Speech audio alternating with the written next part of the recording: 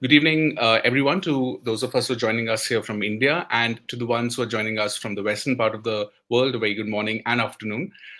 We are being joined today by a very special guest to speak on the D talks or the disruptive literacy talks. As we are aware that we are completing around 150 episodes of the talks today, and the challenge which COVID-19 has put in terms of the impact on children's learning and the socio-emotional well-being is something which we are still trying to come to terms with. Uh, but we are it's very clear now as to what the impact is on students' learning. And according to UNICEF, nearly 635 million students around the world have been affected because of the school closures. But we are also getting a semblance and sense of the long-term impacts, possible long-term impacts as well. We are seeing some figures talking about children below reading proficiency level might possibly increase by 100 million, and all efforts to mitigate this is being done right now. So this does raise some questions about how do we address this unprecedented loss in learning. UNESCO mentioned about 2 decades of learning being lost, and the gains being lost. But more importantly, what does COVID now mean for the Sustainable Development Goal 4, especially the target on universal foundational literacy and numeracy, and what needs to be done now? So we are joined by Mr. Robert Jenkins today. He is someone who's leading the mitigation and the recovery efforts in education at the very top most global level. He is the global director of the education and adolescent development at the UNICEF headquarters in New York. Robert, it's an absolute honor to have you here, and to hear it from you as to how are things shaping up globally with respect to the mitigation and the recovery effort. And truly wonderful to have you here at the Dtalks, and would love to learn more about your thoughts and your assessment on the current situation. Well, thank you very much, Mashoud. And let me begin by just thanking yourself and the Global Dream team for inviting me to speak at dtalks. Really excited and very much value this opportunity. Thanks also to everyone who's taking time out of their busy schedules to listen and participate. I think we all recognize the challenges that the education sector, as you've quite rightly summarized, Mashoud, has faced over the last couple of years, the disruption to children's learning, the potential lifelong impact that such disruption will be having. And it's something I'll spend the next few minutes summarizing based on the data and our lesson learned from UNICEF, but look forward to also hearing from all of you. And of course, all of you will have your own thoughts that to contribute. I would like to zero in on also the very important issue of foundational literacy and numeracy. And I think we've all recognized acquiring foundational literacy and numeracy was a challenge already pre-pandemic, with 53% of children living in low and middle income countries not able to read a simple text before the pandemic. That's now estimated to be going up to 70%. So let me repeat that. 53% of 10-year-olds were unable to read a simple text in low and middle income countries prior to the pandemic. That's now estimated to be up as high as 70%, just as one indicator of the impact that school children the impact on school children of the disruption to their learning. It is estimated that 2 trillion hours, and that actually figure continues to go up, that have been lost as a result of COVID-19 shutdowns on education systems. And even up till recently, we had 630 million children up until yesterday with their school systems either closed or partially closed. So even though it is now early February 2022, we still are very much being impacted by the crisis and on children's learning. So the individual impact on children to be on learning loss, but also the corresponding increased chances of dropping out or never returning. The impact on that individual child, of course, we all are aware of, and lots of evidence exists on if a child leaves the education system before acquiring foundational literacy and numeracy, but also 21st century skills, entrepreneurship skills, and other key skills for that child and youth to be successful in adulthood.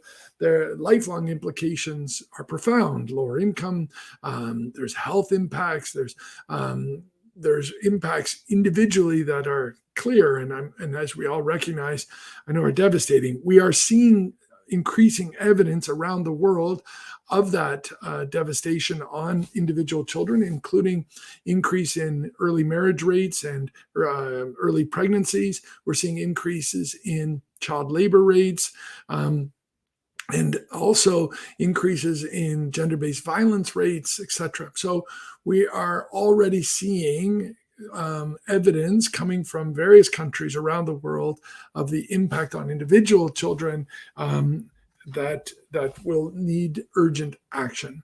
There's also a knock-on effect on economies, with it estimated by the World Bank of over $17 trillion in lifetime earnings being lost as a result of the disruption to education caused by the pandemic. So a individual loss, but also a broader economic and social loss or risk as a result of the disruption in education. I think it's also very important for us to recognize those of us who work in education, of course, are laser focused on learning outcomes and acquiring skills, but schools also provide a range of services that children rely on, whether it be nutritional support, midday meals, but also a sense of safety and interaction with peers. And we have seen a knock-on effect of school closures on those other areas of a child's life as well, including significant increases in anxiety and depression and well-being more generally. And so as schools are reopening, how critically important it is not only for catch-up programs and innovative activities so that children can regain the learning loss, but also providing comprehensive support so that all children can receive the services that they need to be successful back in school holistically. The education sector had very real disparities prior to the pandemic, with significant differences in learning levels between low-income countries and high-income countries, but within countries. We saw divides by gender. We saw divides by income status. Disabled children, particularly marginalized. Those disparities that exist pre-pandemic have been exaggerated as a result of the pandemic. And that's for a few reasons. One is that, of course, if you're a child and you're marginalized or facing barriers to access education prior, then when the school's closed, you are less likely to have access to remote learning or continue your learning while your school was closed. And there's lots of evidence to show. A big figure is at the height of the pandemic, when 1.6 billion globally, 1.6 billion students' education was disrupted. About a third of those children had no access to remote learning at all. So if I was already a marginalized child, struggling to attend school, or was attending a school with less capacity than other schools, the school closed, I had less chance to participate in remote learning. Either it wasn't offered where I lived, in the community in which I lived, or I did not have the assets, whether it be the radio, the television, or the computer, to access such remote learning. So again, disparities increased. There's also increasing data to show that those children that were marginalized in terms of learning levels, their school disproportionately had longer periods of closure. So meaning low-income countries or low-income parts of countries tended to have schools closed for longer periods. So that also disproportionately impacted me as a marginalized child. And also, as I'm now returning to school, the school is less likely to be able to sufficiently meet my needs as a learner, catching me where I am in my learning and accelerating that learning, but also providing the holistic support I mentioned. So for those reasons and others, you have increasing disparities globally and in communities between children and their learning levels. So again, a very real and concerning issue that requires concerted effort. Let me now move into some 3 tangible solutions or proposals, actions that will enable progress to, and I want to zero in on foundational literacy and numeracy, meaning that children can understand and comprehend text and also basic maths so that they can be successful as they progress to higher levels of education, and the rest of the curriculum requires reading. So basically, to enable children to successfully move from reading to learn to from learning to read to reading to learn. So to pass through that transition. So what are the 3 actions? First of all, we are seeing to address learning poverty, otherwise the percentage of children that are not reading and writing, we need strong political commitment and system leadership. Every country should be encouraged and supported to set learning targets that and invest corresponding the resources so that indeed children are receive the accelerated support required and are successful in acquiring foundational literacy and numeracy. So we have a political commitment requirement of setting targets for acquiring foundational literacy and numeracy, all children to be able to read at the age that's appropriate, 5, 10, 12 years old, and resources and accountability system to enable for that to happen. Let me now move to the second concrete action, which is to, as children return to school after prolonged school closures, but on a very regular basis, to assess that child's learning. Where are they on the continuum of learning and acquiring foundational literacy and numeracy, and to teach at the learning level and in a language they understand, their mother tongue preferably, so that they can most effectively and efficiently acquire foundational literacy and numeracy. So assess learning by teachers in classrooms and accelerate in the language children understand, so again that they can be successful.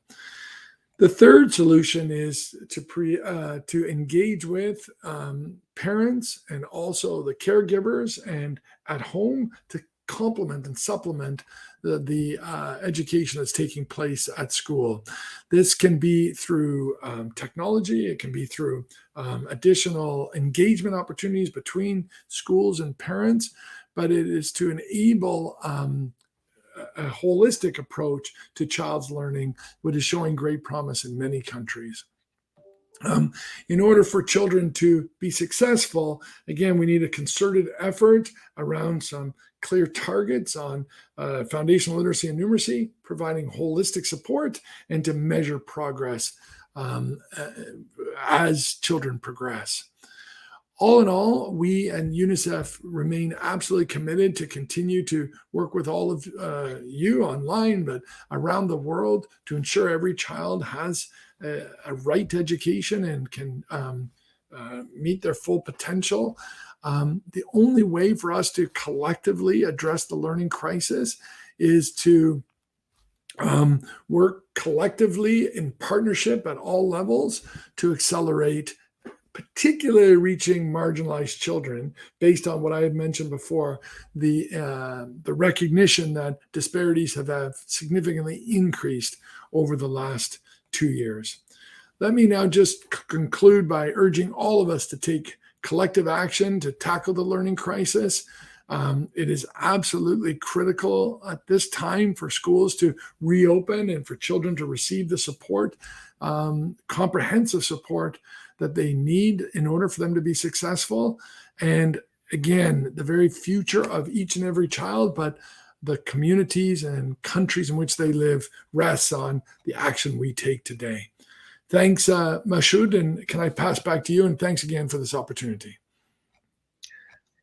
Thank you so much, Robert, for really giving a very solid perspective on how we are to look at education and the impact of COVID on education. You really helped us understand both from a short term and a long term perspective of what is at stake, and also for sharing very critical information on not just the learning outcomes, but also the socio-emotional and the economic aspects which are at stake in because of this. So thank you for sharing that with our audience. And it's and like if we you've given us a sense of your assessment of what the challenges are, and you made three very important recommendations on political commitment, of setting up targets, of assessing children, and giving them that support, and also making that support measurable. With respect to a political commitment, or at the very top education policy level, here in India, for example, the national education policy has given foremost priority to foundational literacy and numeracy, and with clear targets of 26, 27, and achieving universal FLN by grade 3 by then. What is your assessment that at the policy level, at the international global level, what more needs to be done at the topmost policy level to address the challenge of FLN in the post-pandemic context? Well, it's a great question. And obviously, doing business as usual will not produce the result that's required, because we were experiencing a global learning crisis prior to the school disruption caused by COVID. So it's really time for us to seize on the disruption that has happened over the last 2 years to do something different as children return to school, so that all children can acquire foundational literacy and numeracy around the world. So what's critical as children return? Well, first of all, proactively find marginalized children that may not be returning to school and bridge them back into school. That means addressing the demand side barriers, any challenges children are facing at home or in their communities to come back to school, child labor, early pregnancies, young pregnancies, other concerns, extreme children living in extreme poverty, to support children to bridge them back.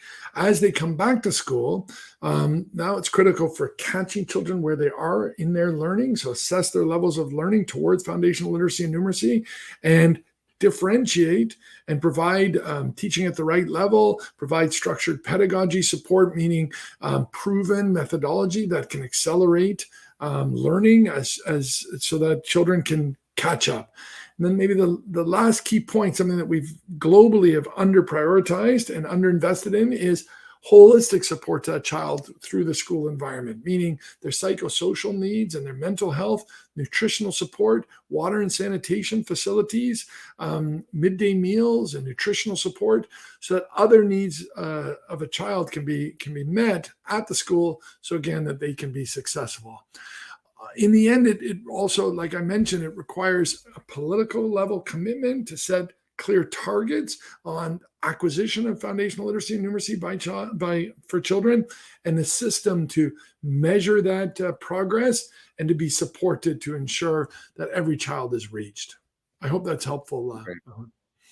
Thank you, Rob, for sharing your thoughts. And truly, it's a very important point which you're making, that that while it's important to focus on certain goals on foundational literacy and numeracy, but there's a whole ecosystem around the child which needs to be addressed if even the learning goals are to be accelerated.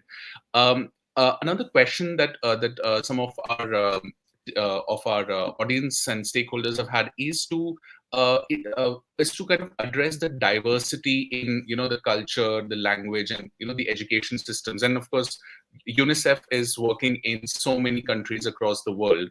How is UNICEF addressing this the challenge, or maybe the opportunity, of such diverse education systems and languages, etc., to address these very specific and concrete targets on foundational literacy numeracy? Your thoughts, please.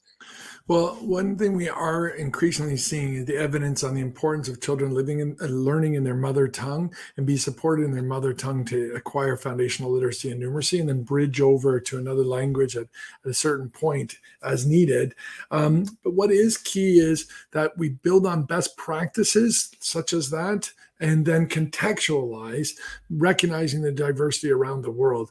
But we do have best practices that are showing great promise, teaching at the right level, as I mentioned, structured pedagogy, ensuring teachers receive the support and mentorship and access to best practices to deliver such content in classrooms, providing schools as a platform for multiple services.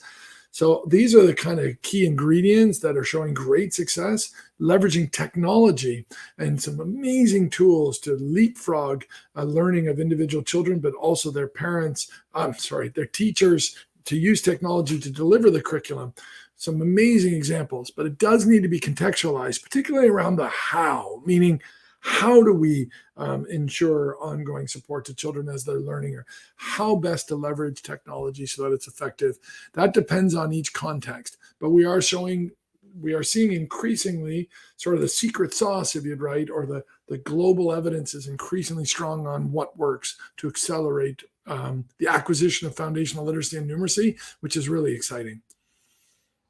Right, Robert, thanks for sharing about technology, because that also brings me to our next question. And of course, globally, we are seeing greater acceptability and adoption of using technology to learn, and even in communities which were maybe for many years not using it as a mainstream tool for teaching and learning. So as we move forward, and we know that UNICEF has like a 2030 plan and strategy as well on education. Do you sense that the strategy towards education, towards using of technology for education, has the strategy being shifted after the pandemic, and how is, when we are talking about education policy, how do we address technology? Do you think that it should be, for example, a fundamental, like there are these ideas of having a technology as a fundamental right for children now? Any thoughts on that, please? So I think technology is showing great promise, and UNICEF has been very involved in the rollout of some very promising technological tools that have accelerated learning, and that will continue to accelerate and broaden. So we're in very exciting times ahead in the use of technology for children to learn and to acquire skills that are appropriate for them to enable them to be successful.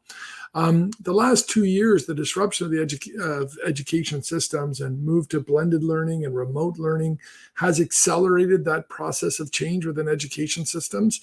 And it's crowded in a lot of different actors who have very useful tools and education-related IT-enabled tools. And so we're really excited by what we're seeing in many countries.